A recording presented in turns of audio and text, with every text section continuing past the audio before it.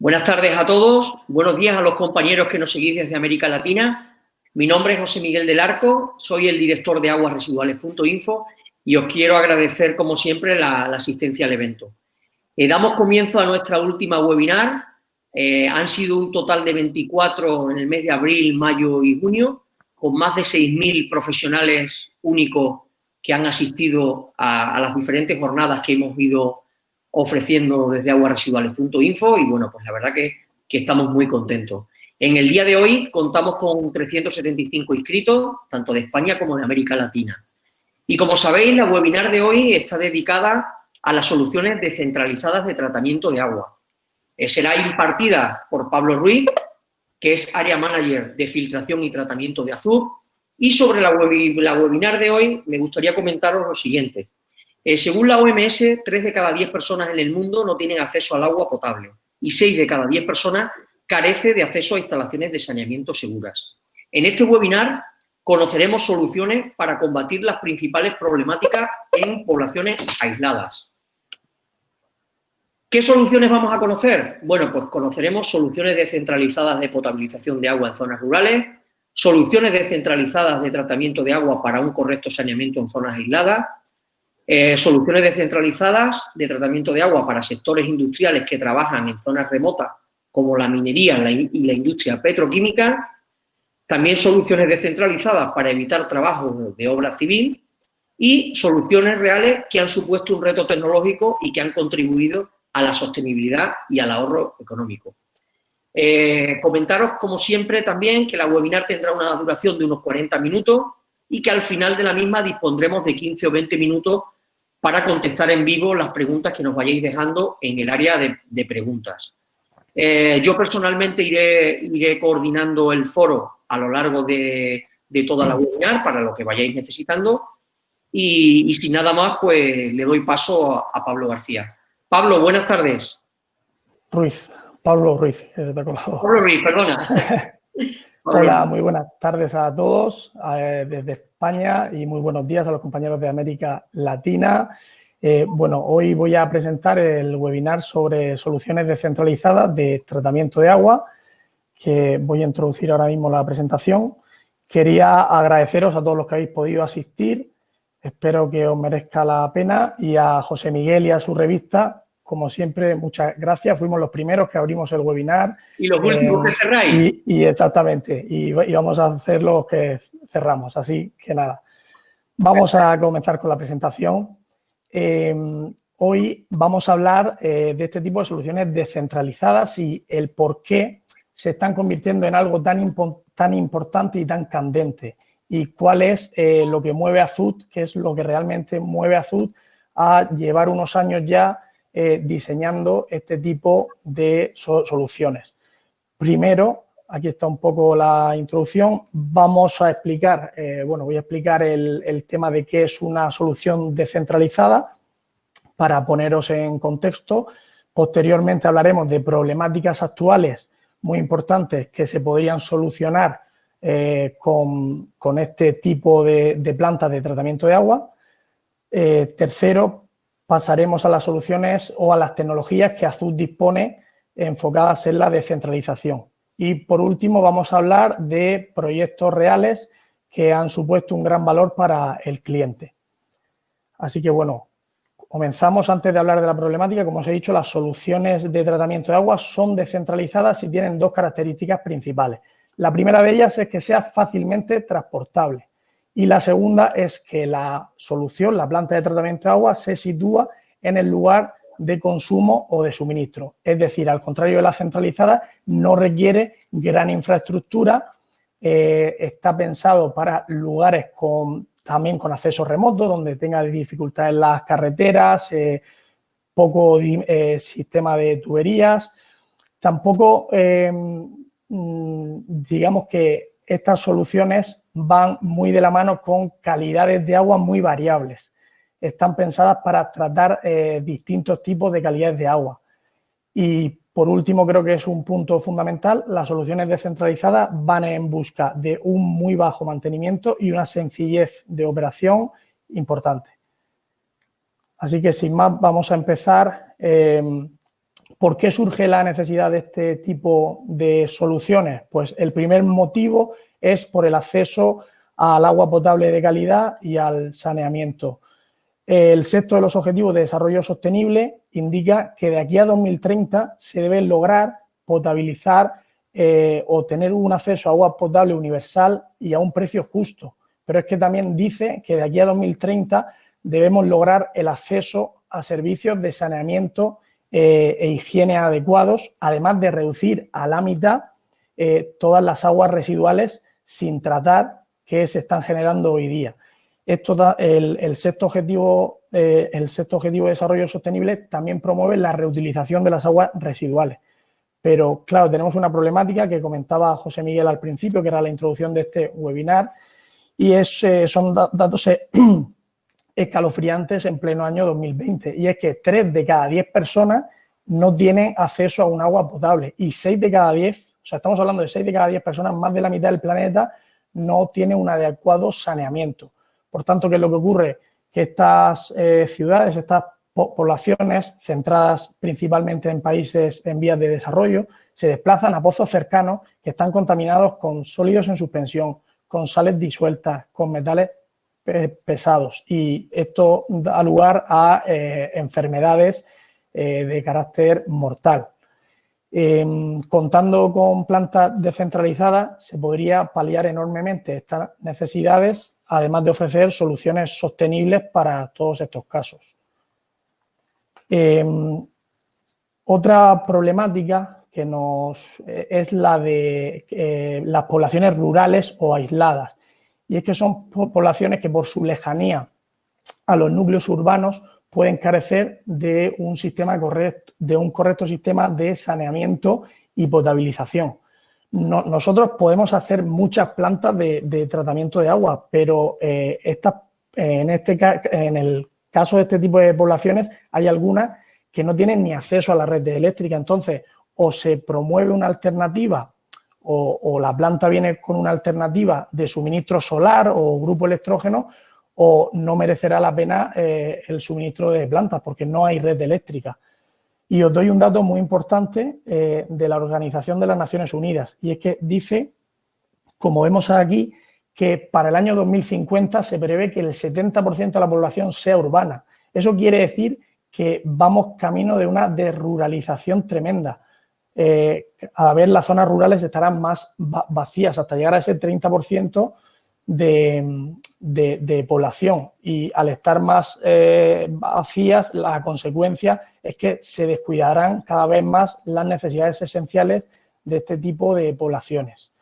Considerando que se debe apostar por el cuidado ambiental para estos núcleos de población, es conveniente dotarlos de plantas potabilizadoras y depuradoras. Aquí es donde encajan las soluciones descentralizadas. Tienen que ser plantas de operación muy sencilla, con muy poco mantenimiento y transportables. ¿Por qué transportables? Porque quizá una sola planta se mueve cada semana de un pueblo a otro y es capaz de abastecer a muchos pueblos.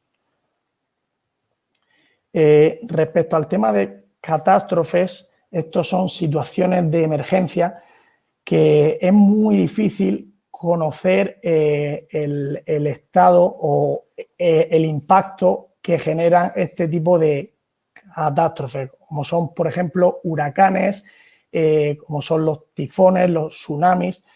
Pero lo que está claro es que a efectos del cambio climático, en los últimos 20 años, que es cuando más se ha potenciado este calentamiento, se han llegado a multiplicar por 2 el número de catástrofes.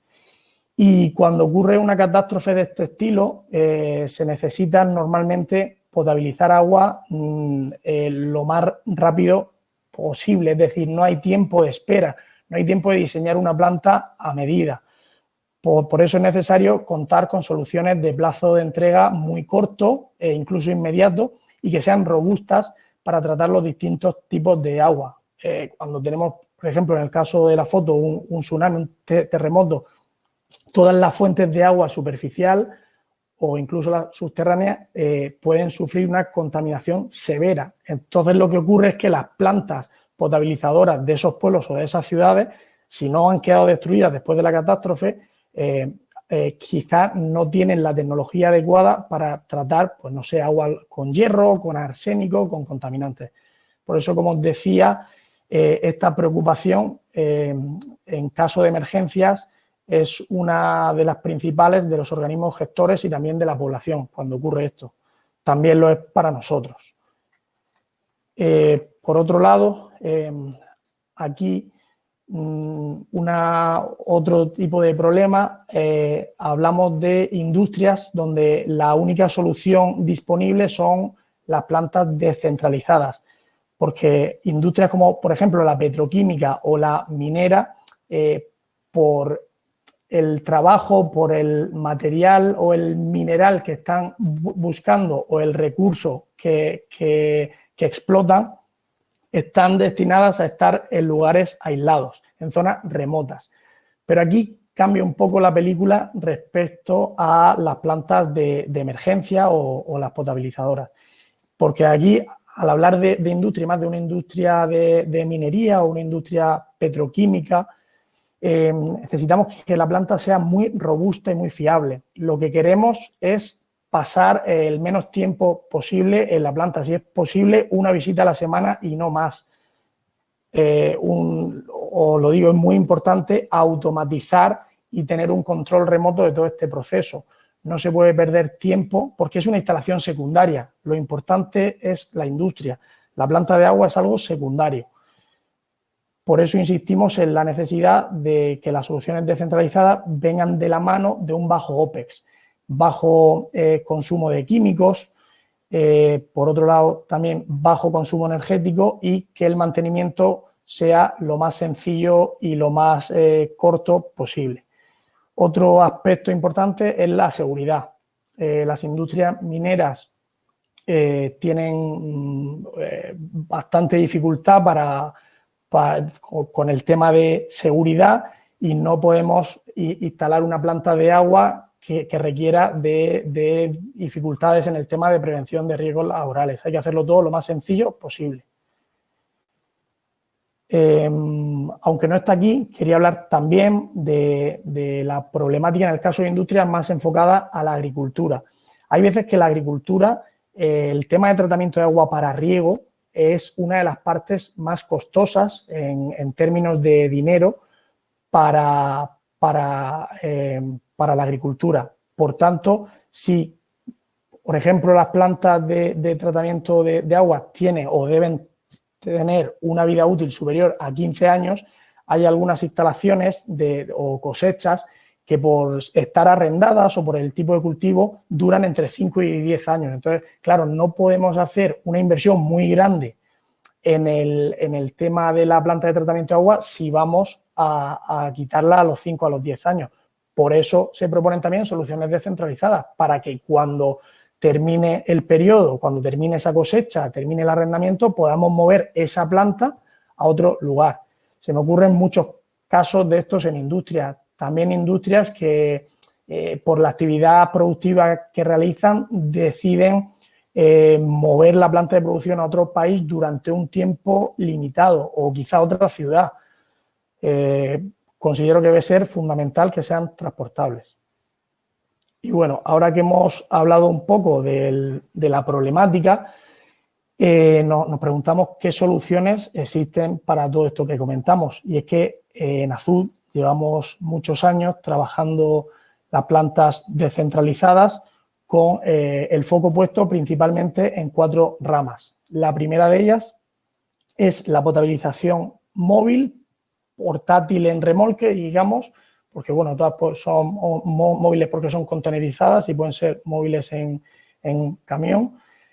Potabilización contenerizada, agua industrial contenerizada, también poníamos el ejemplo de agua de riego, industrial o de riego, y una depuración con un sistema MBBR del que ahora pasaremos a hablar. Y estas plantas deben mantener las ventajas de las centralizadas y sumarle otras muy importantes. Hablamos ahora, por ejemplo, de las plantas portátiles en remolque.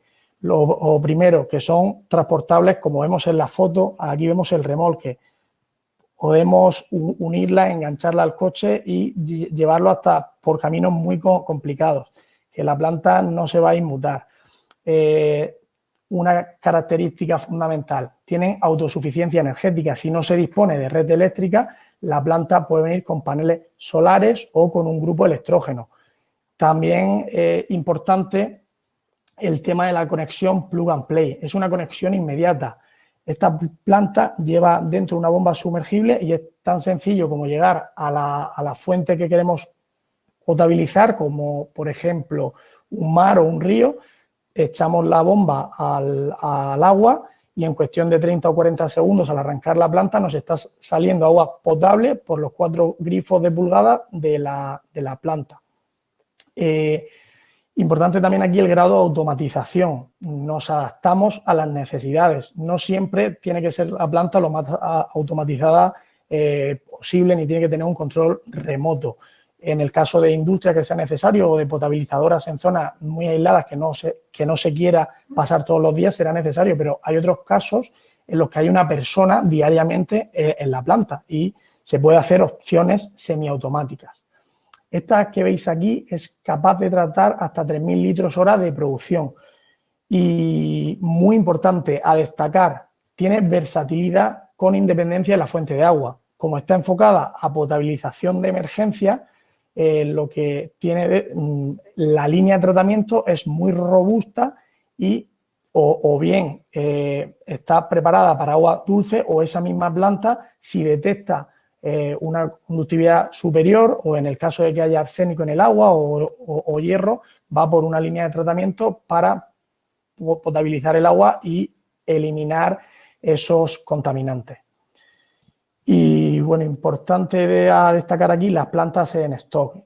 Siempre pues en Azud tenemos este tipo de plantas en stock porque, como os decía antes, si hay una emergencia hay que minimizar lo antes posible el problema. Respecto a las plantas potabilizadoras contenerizadas, ventajas o características de estos sistemas, como vemos aquí, van en contenedor. Los plazos de entrega son muy reducidos.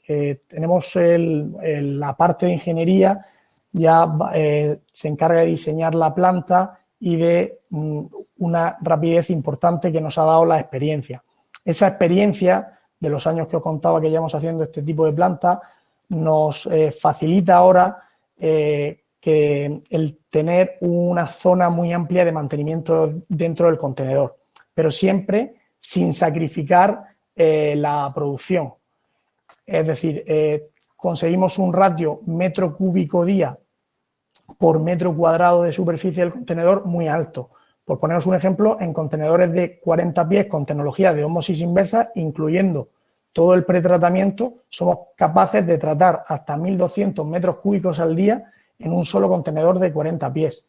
Y si hablamos de potabilización sin necesidad de desalación, que sería un pretratamiento con filtración de discos y unas membranas de ultrafiltración, obtenemos hasta 2.000 metros cúbicos al día en un solo contenedor. Estos contenedores tienen posibilidad de abastecimiento solar o con grupo electrógeno. Las placas solares se ponen encima con una estructura y el grupo electrógeno puede ir tanto dentro como fuera del contenedor. Consumo de químicos, ya vamos por el tema del OPEX, consumo de químicos muy bajo y si no tiene ósmosis inversa, de hecho no hay consumo de químicos. ¿Por qué? Porque nos centramos siempre en procesos de filtración física. Intentamos evitar la parte química. Los consumos de químicos vienen pues, del antiincrustante cuando hablamos de la ósmosis inversa o de la desinfección si elegimos hipoclorito en lugar de otras tecnologías como la ultravioleta o el ozono.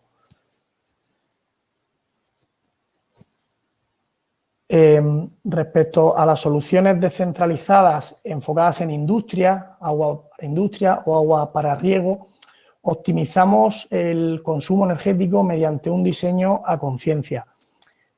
Además, los contenedores pueden contar con aislamiento térmico y acústico. Tenemos varios proyectos de los que vamos a hablar ahora en los que el contenedor está en condiciones de -30, -40 grados bajo cero y dentro incorpora, además del aislamiento térmico, un climatizador. Ese climatizador controlado con termostato lo que hace es mantener siempre la temperatura pues entre 18 y 21 grados. Respecto a la calidad de las plantas, estamos hablando de primeras marcas en el mercado, de bombeo, de membranas, de dosificadoras. No es solo importante por el tema de la calidad, muy importante esto, ojo, las primeras marcas también te dan una facilidad a la hora de cuando necesitas un repuesto. Las empresas las empresas punteras en el mercado tienen sede en muchísimos países. Entonces, si tienes un problema y necesitas esa pieza, el plazo de entrega va a ser mucho más corto que si no utilizáramos las primeras marcas en el mercado. Tenemos también un alto ratio de metro cúbico día por metro cuadrado de superficie, pero aquí es más difícil estimarlo porque son soluciones a medida. Importante el tema aquí en la industria, si suele interesar, del control remoto y una automatización completa, incluso con monitorización de parámetros. Podemos llegar a monitorizar parámetros como diferencia de presión para ver cuándo va a ser la siguiente limpieza de los equipos de prefiltración o de las membranas de osmosis inversa, cualquier tipo de sensor de turbidez, de sólidos en suspensión, la concentración de cloro para la salida, si estamos dosificando el hipoclorito sódico. Y, por último, no requiere personal cualificado para la operación y el mantenimiento. Es bastante sencillo e incluso desde Azud se ofrece formación y puesta en marcha tanto en el lugar donde se instala la planta, podemos hacer la puesta en marcha o incluso estamos desde hace tiempo haciendo esas puestas en marcha y esas formaciones de manera online. Por tanto, como resumen de esta diapositiva, creo que hay un OPEX muy ajustado. Del CAPEX hablaremos ahora, de las ventajas de estas soluciones porque evitan obra civil. Por tanto, el resumen es que el TOTEX, la suma del OPEX y el CAPEX, está muy ajustado por bajo mantenimiento, bajo consumo de químicos, optimización del consumo eléctrico y, sobre todo, costes de instalación. La última solución que nos atañe hoy son las depuradoras contenerizadas. La depuradora ya es un concepto distinto, pero lo importante es que mantenemos la parte descentralizado y toda la depuradora hace su proceso dentro del contenedor. No se requiere obra civil, por tanto no hay licencias, no hay máquina para la construcción ni costes de subir la maquinaria a zonas de difícil acceso. Tenemos estudiado que tenemos una rentabilidad o una inversión mucho más baja que las depuradoras de obra civil, como es el caso de los fangos activos, hasta 30.000 habitantes equivalentes. Estamos hablando en términos de caudal de 7.500 metros cúbicos al día. Por otro lado, es decir, hasta ese valor solemos ser mucho más rentable que una solución de obra civil.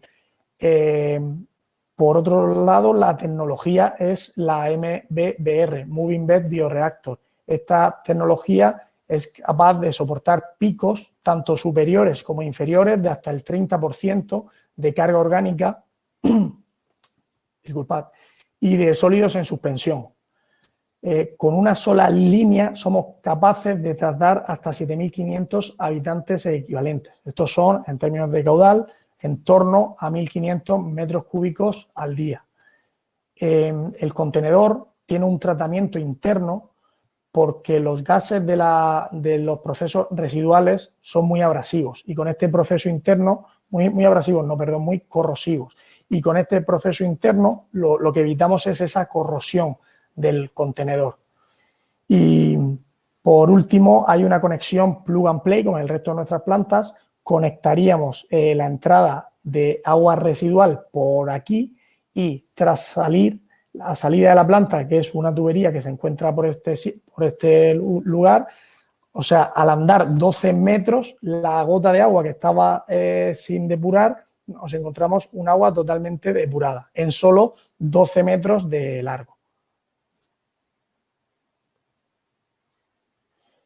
Y bueno, ahora vamos a hablar un poco de los proyectos. Hemos elegido 4 proyectos, un poco centrados en esta temática de soluciones descentralizadas, y me gustaría que vierais el por qué suponían algo distinto a una solución centralizada y por qué en la mayoría de casos era la solución más óptima y más rentable. El primero de ellos fue en México. En el año 2014, una mina de cobre en México tuvo un vertido de sulfato de cobre y otros contaminantes al río Sonora. Este río tiene en torno a 190 kilómetros y lo que generó fue un impacto ambiental muy grande, bloqueando todas las plantas potabilizadoras de poblaciones cercanas. La contaminación principalmente fue de arsénico, de cobre, de hierro y de gran cantidad de sólidos en suspensión. Nos pidieron ayuda desde Azud y en Azud suministramos 11 plantas portátiles, 10 de ellas como las que vemos aquí en la foto y una contenerizada. Con esas 11 plantas lo que conseguimos fue tratar en cada una de ellas de 3 metros cúbicos hora que trataban las portátiles hasta 50 metros cúbicos hora que trataban las que iban en contenedor. No en todas las zonas la problemática era la misma, porque eran 100 poblaciones que cubrían un largo de 190 kilómetros.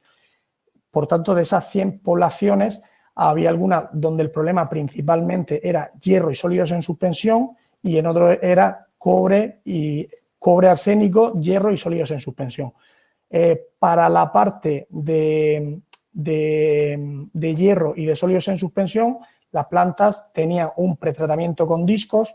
Ventaja de los discos, de la filtración de discos asistida por aire, es que es una tecnología que como pretratamiento funciona muy bien porque es capaz de tolerar altas cargas de sólidos en suspensión. Al hacer una limpieza de aire con agua, el lecho se recuperaba, el medio filtrante, que son los discos, se recuperaba completamente. Y la segunda etapa era una filtración de pirolusita, sílex y antracita.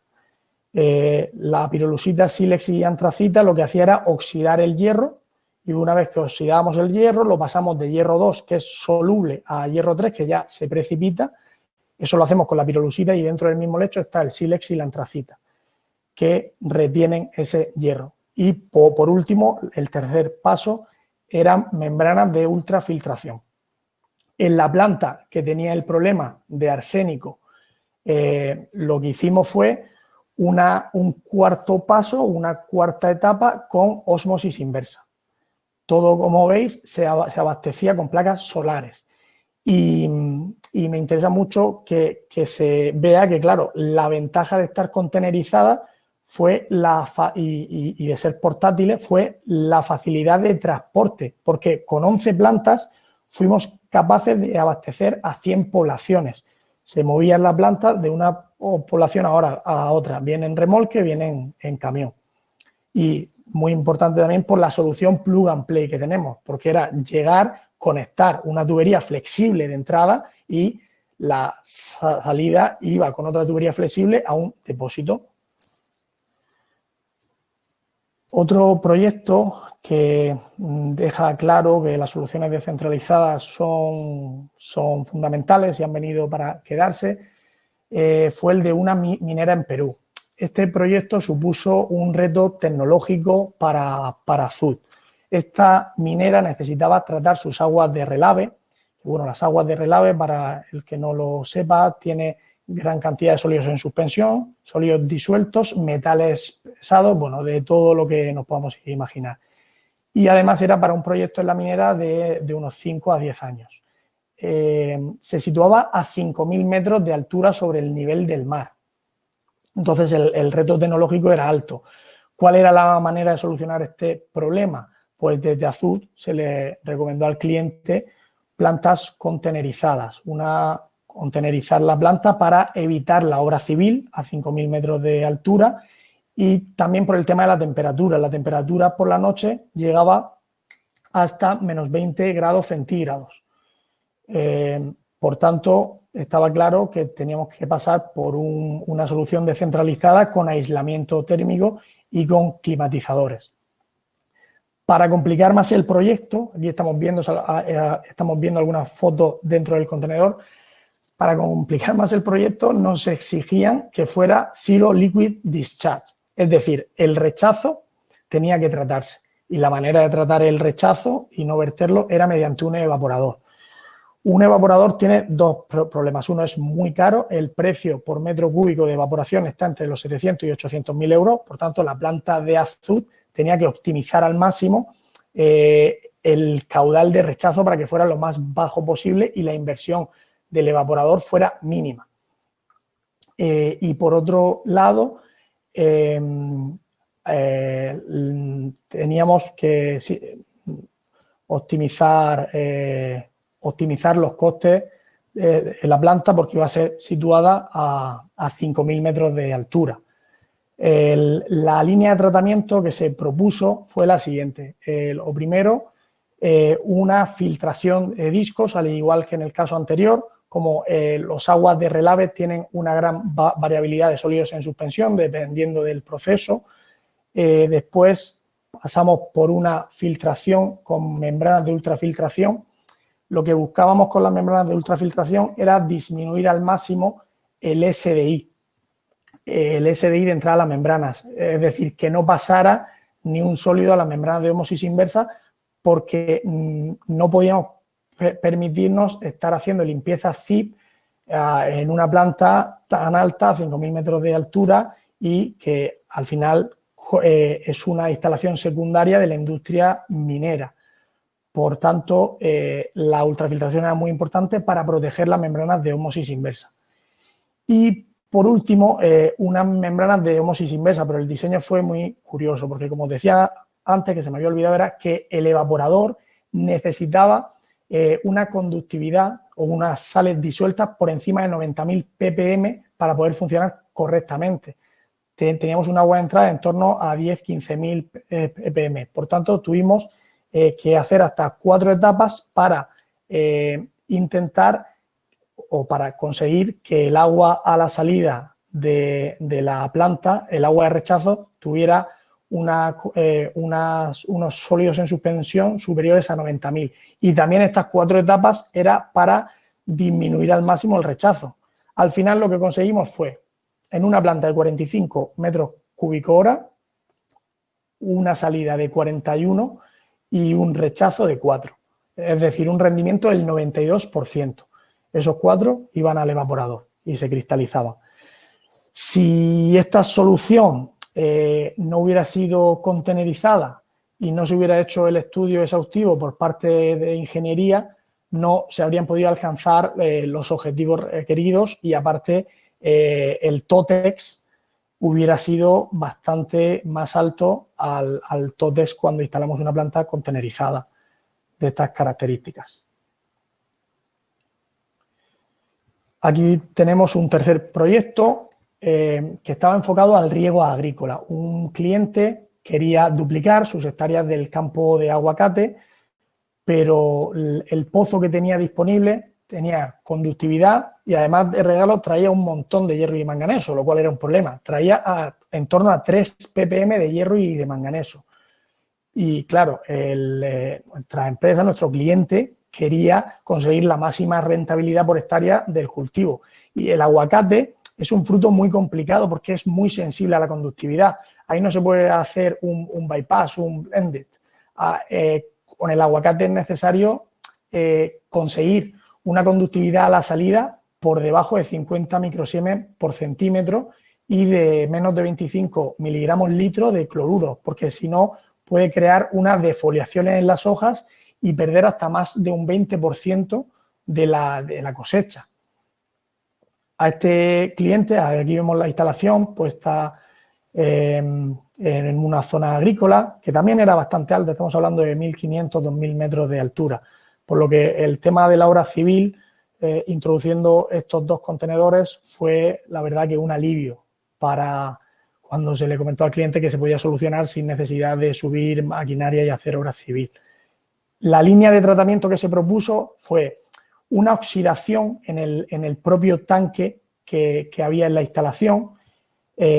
Al oxidar en ese tanque lo que conseguimos es el hierro y el manganeso precipitarlo. Como hemos dicho antes, pasarlo de hierro insoluble 2 de hierro soluble 2 a hierro precipitado, a hierro 3 más. Después de pasar por el depósito y de oxidarse, pasaba una filtración de discos por el motivo que hemos comentado anteriormente. Era un agua de bastante variabilidad y después de los discos pasaba por la pirolusita, por el lecho de pirolusita, sílex y antracita, todos en la misma proporción. Pasaba por una pirolusita porque aunque oxidábamos el hierro en el depósito, la cantidad de hierro y de manganeso era tan alta que teníamos que asegurarnos la total remoción antes de entrar en las membranas de ósmosis inversa.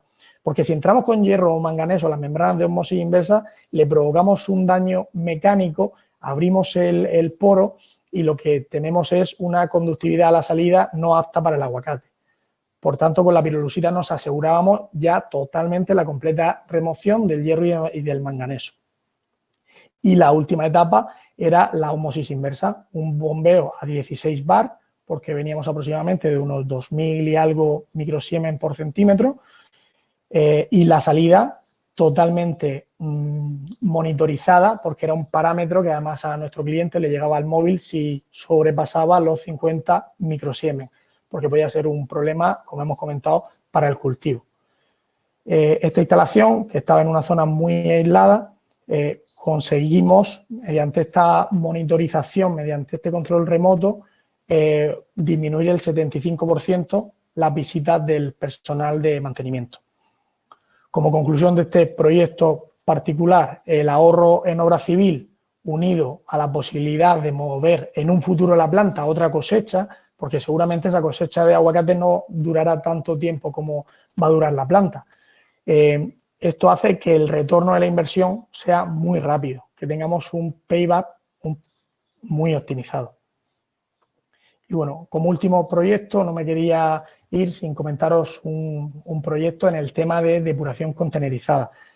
Una empresa, una EPC española, necesitaba tratar las aguas residuales provenientes de un asentamiento que era un campo petrolífero, un campamento petrolífero en Argelia.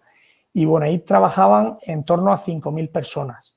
El periodo de funcionamiento de esta obra sería por 3 años, por lo que requerían una alternativa que después se pudiera reutilizar para no gastar un dinero en la inversión y después que no se pueda mover. Por tanto, se descartó toda posibilidad de planta de obra civil y aquí es donde entramos con esta solución descentralizada.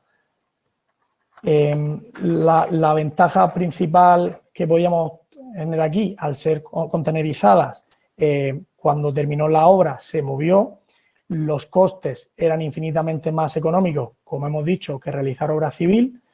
Los contenedores, por ser unas condiciones desérticas, tenían una pintura por fuera especial antiabrasiva por las tormentas de arena, para evitar la abrasión.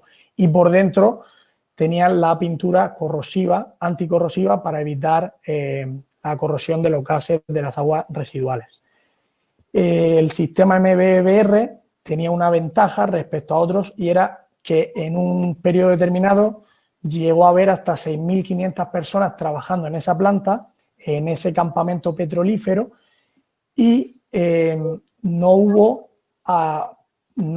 para nada un cambio en los parámetros de salida, es decir, modificamos, la planta estaba diseñada para 5.000 habitantes equivalentes y llegó a haber hasta 6.500 y sin embargo la calidad de agua a la salida siempre estuvo dentro de los límites de vertido. La planta aguantó sin problemas estos picos. Y bueno, creo que hemos visto en estos proyectos que las instalaciones de tratamiento de agua descentralizadas tienen una gran aceptación y en muchas ocasiones es la opción técnica y económica más rentable. Otras veces, como en el caso de plantas potabilizadoras para poblaciones aisladas o en situaciones de emergencia, no es tanto cuestión de rentabilidad, sino es cuestión de rapidez, de actuar a tiempo para minimizar los problemas que puedan ocasionar este tipo de plantas.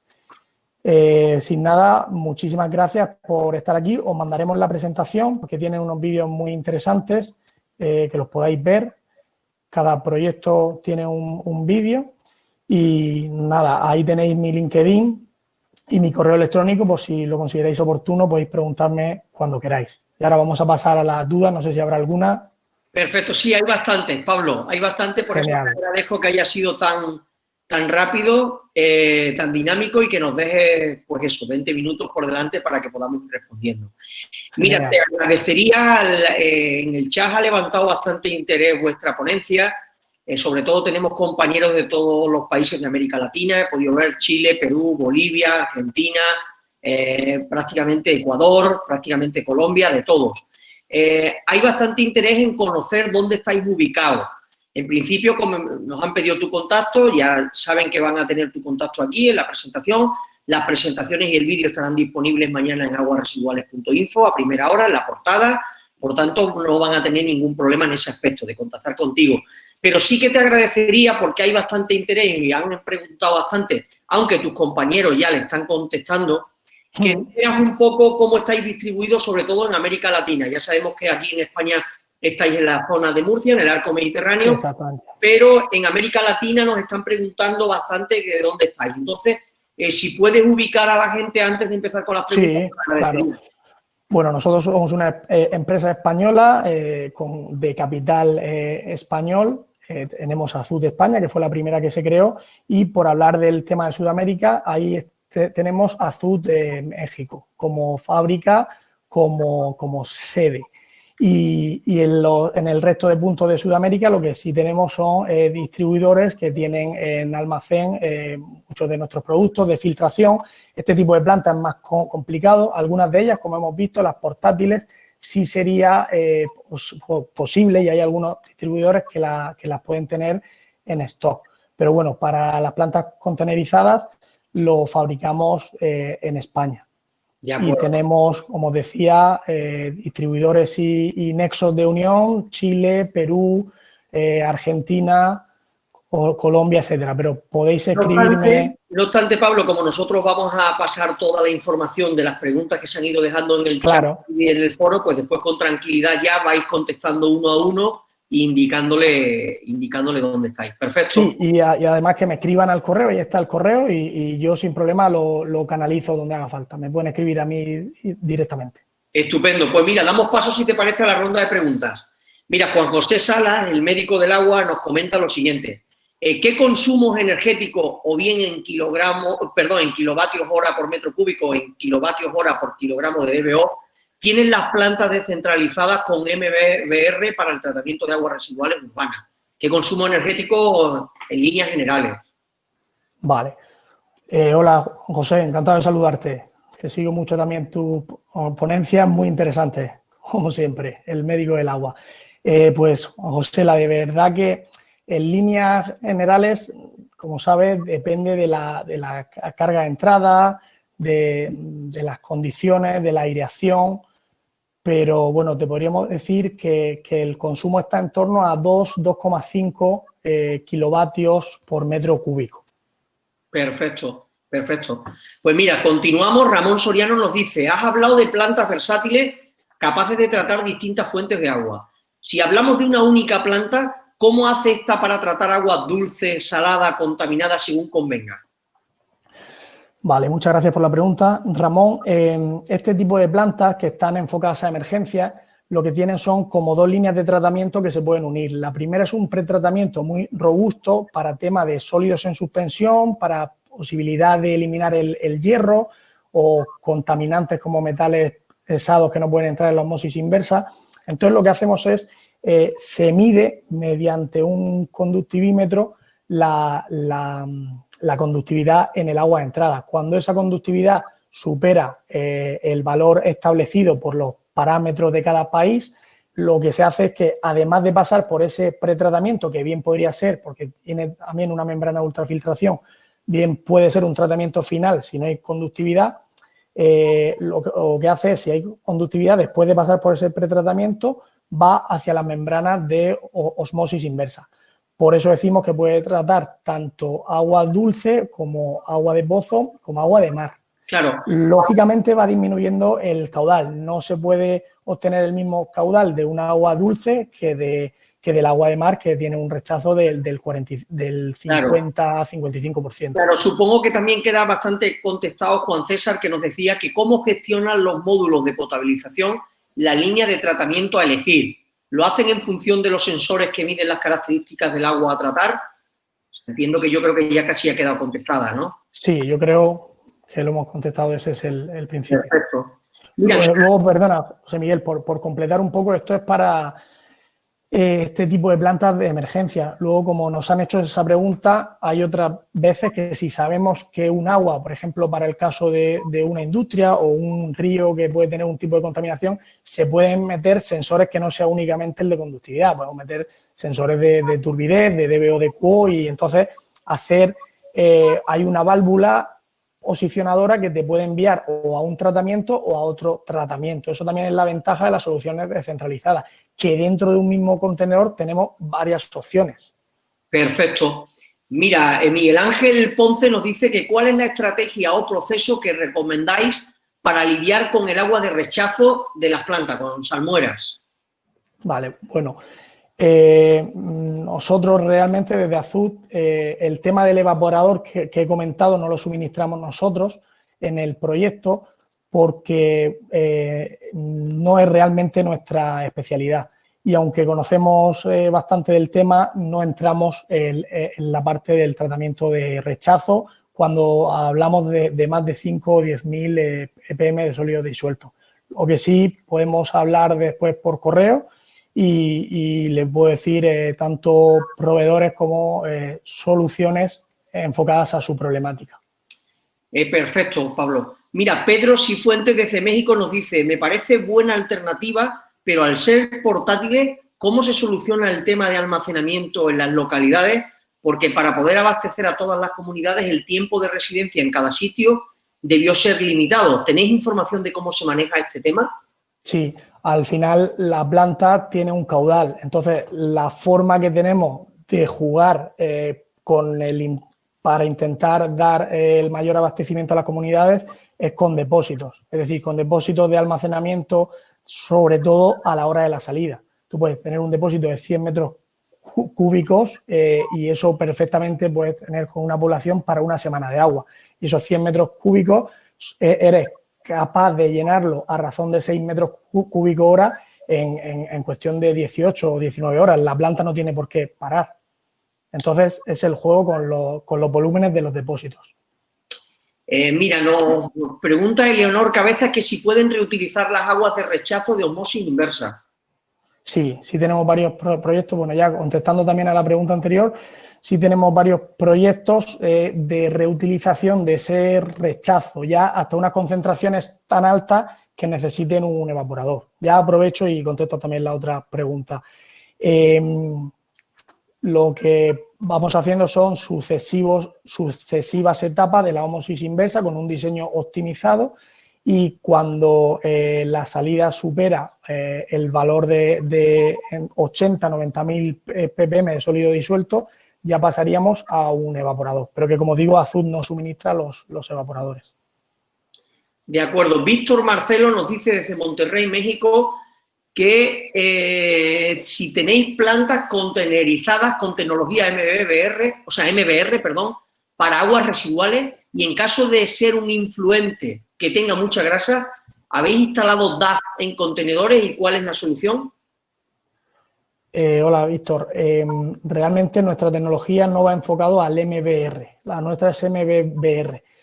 Por lo que para conseguir la misma calidad que un MBR, que no es más que un tratamiento biológico con unas membranas de fibra, de ultrafiltración, lo que hacemos es nuestra solución MBBR, que además suele ocupar menos que un MBR, y o bien en la cabina, dependiendo del caudal, o fuera de la planta, en otro skid, se suministra la ultrafiltración, pero ultrafiltración en bastidor, no sumergida.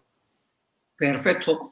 Mira, Juan César González nos dice que cómo se consigue optimizar el rechazo para evitar costes de evaporador sin alterar la calidad del permeado. Me imagino que o eliges calidad de permeado o concentrado?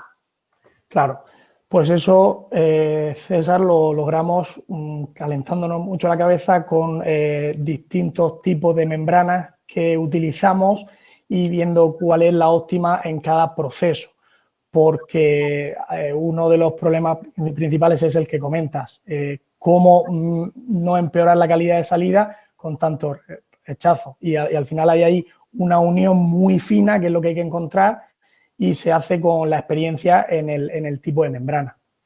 Perfecto. Si quieres podemos hablar más por correo sobre este tema, que es muy interesante. Perfecto. Mira, Gabriel Santos nos pregunta, el proyecto que se abasteciera de energía a partir de paneles solares, ¿cómo gestionas la cantidad de energía en temporadas que no existe una adecuada calidad de la radiación solar?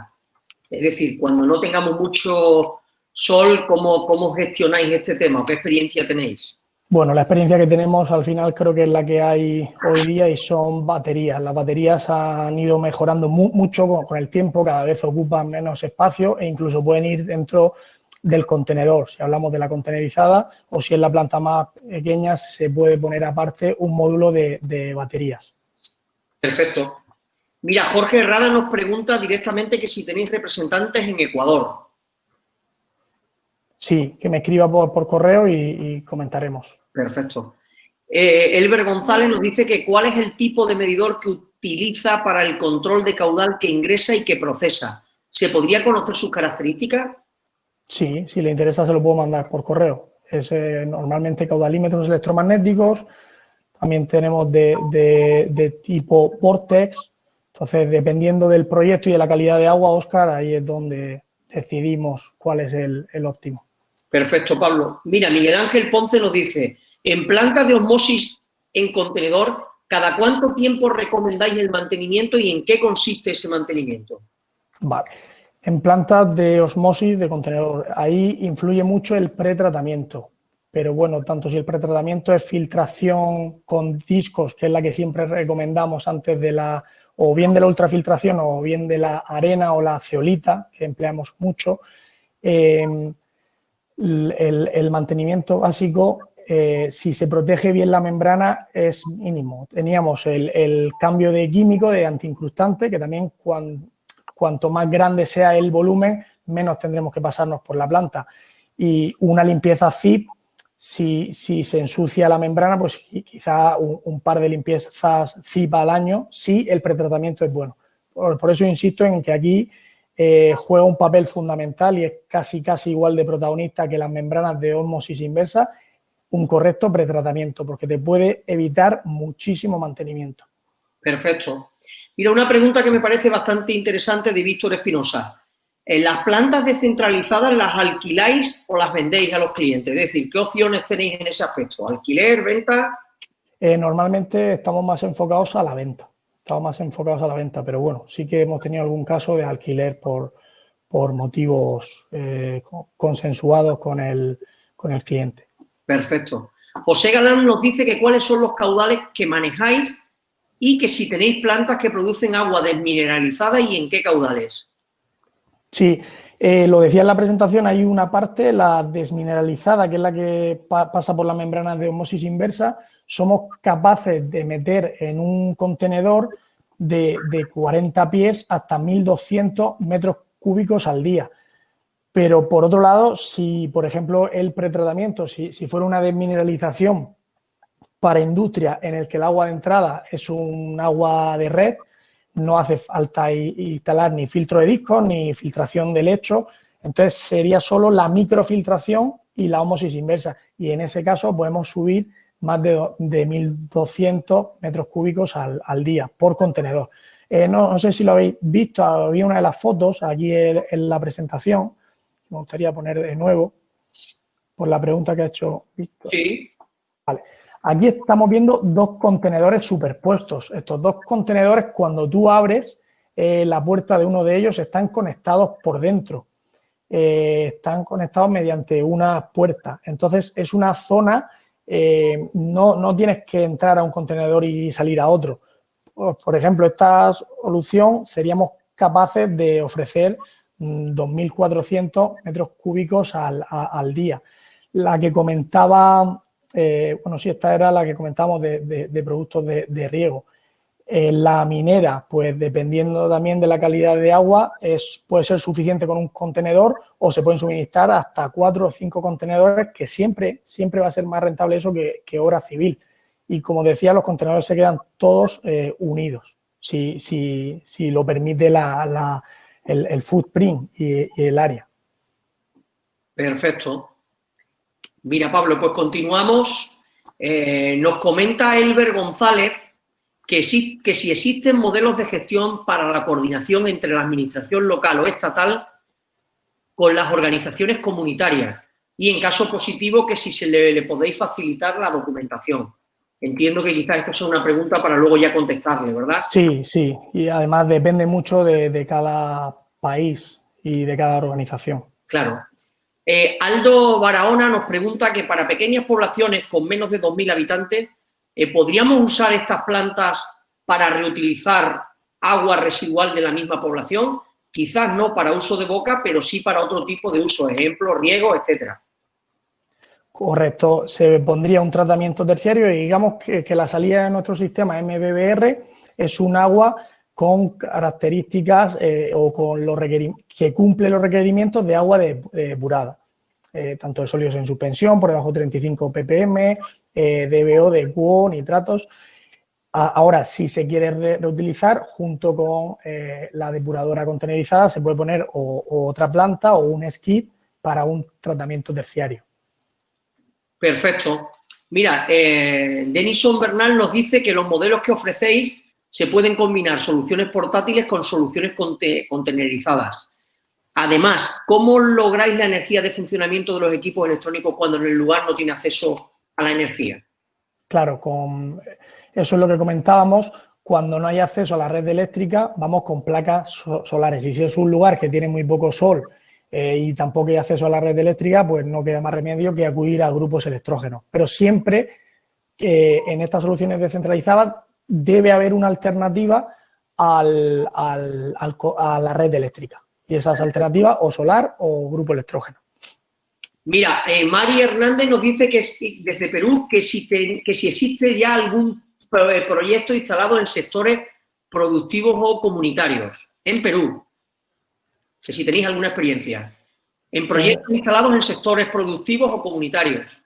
Sí, bueno, tenemos experiencia en sectores productivos, por ejemplo, en el agrícola y no sé, también la minería, no sé muy bien a qué se refiere, pero podemos hablar de las referencias en Perú. Si te interesa, puedes escribir al correo y lo comentamos. Perfecto. Vicente Hurtado nos comentaba, las plantas logran ser autosuficientes con las placas solares, dado que será una solución descentralizada con posibilidad rural. ¿Puede haber carencia de fluido eléctrico en la zona? Lo hemos contestado antes, sí puede haber, por tanto, alternativa solar con placas solares o grupos electrógenos. Estoy viendo que se escribe bastante, José Miguel, el tema de la presentación y los vídeos.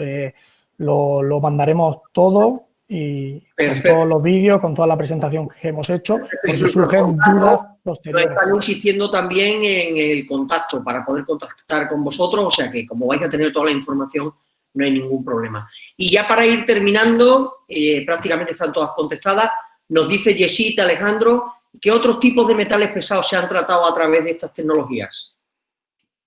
Pues en el caso, con esta tecnología, en el caso de minera, por ejemplo, se han tratado metales pesados como el cobre, el hierro y el manganeso, y luego hay otros que sí que habría que incluir una decantación, que también nos hemos encontrado con ese caso. No siempre tiene que ir, puede ir un decantador contenerizado y después la planta de pretratamiento y de ósmosis inversa. Por ejemplo, el boro sin decantación por filtración lo hemos hecho con boro y con arsénico, por ejemplo, que son muy comunes. Es un contaminante que nos encontramos muchísimo en Sudamérica. Perfecto. Y mira, ya para terminar, José Manuel Valencia nos comenta que en los embalses de aguas mineras, relaves, como resultado en las salidas hay filtraciones. ¿Estas aguas se pueden potabilizar con vuestra tecnología? ¿Darían buenos resultados? Sí, Sería cuestión de estudiar y si quizás la contaminación es muy alta, pues como comentaba antes, un decantador, una planta con pretratamiento y dependiendo, influye mucho los requerimientos a la salida, los requerimientos de la norma. Por ejemplo, lo que hablábamos de la minera, después de pasar por la ósmosis inversa, eso se vertía a un río, que realmente ese agua tenía una calidad, vamos, si se desinfectaba se podía hasta beber, pero la norma peruana era súper restrictiva en este caso. Perfecto, Pablo. Bueno, pues yo creo que, como te decía, prácticamente, además hemos cumplido perfectamente la hora que nos habíamos comprometido. Hemos contestado prácticamente la totalidad de las preguntas. Si alguna queda, ya después con tranquilidad la contestaréis. Sí. Yo creo que sí que es importante que le echéis un buen vistazo a todo lo que hay en los registros del foro. El foro hoy se ha movido quizás más que en otras ocasiones. Se ha generado mucho movimiento, sobre todo movimiento de compañeros de América Latina que están muy interesados en la tecnología y sobre todo en conocer dónde tenéis distribuidores, dónde estáis, cómo pueden contactar con vosotros. Por tanto, desde Aguas Residuales, decirle que mañana a primera hora ya tendremos disponible tanto el vídeo como las ponencias para que puedan descargarla y puedan tenerla, puedan tener vuestro contacto. Y también, pues, que como vosotros vais a tener el contacto y la trazabilidad de todo lo que se ha movido tanto en la webinar como en los foros y en las preguntas, pues entre todos yo creo que vamos a poder atenderlos perfectamente. Genial. Muchísimas gracias a todos, a ti en especial, José Miguel, y bueno, estoy viendo que la gente ha quedado muy contenta, que parece que les ha gustado la presentación y nada, seguimos en contacto y muchas gracias a todos por asistir. La verdad que sí, la verdad que ha sido muy dinámica, ha sido interesante, la gente está moviendo bastante en el foro. Y bueno, pues comentaros eso, Pablo, daros las gracias de nuevo desde Aguas Residuales por haber arrancado con nosotros la iniciativa de webinar, por haberla cerrado. Nosotros nos despedimos hasta el mes de septiembre, vamos a dejar un tiempo de descanso en julio y en agosto porque han sido 3 meses muy intensos con muchos webinars. En septiembre retomaremos el tema ya con otro formato, más formato seminario. Darle las gracias, como os decía, a esas casi 6.000 personas que de alguna manera u otra se han conectado con nosotros en los distintos webinars en estos 3 meses. Darle las gracias también a todas las empresas que han colaborado con nosotros y que han visto interesante este formato. Y bueno, pues sin más, desearos que paséis una buena tarde y un buen día para los compañeros de América Latina. Igualmente, Miguel. Perfecto. Un abrazo a todos. Hasta pronto. Un saludo. Hasta luego, hasta luego.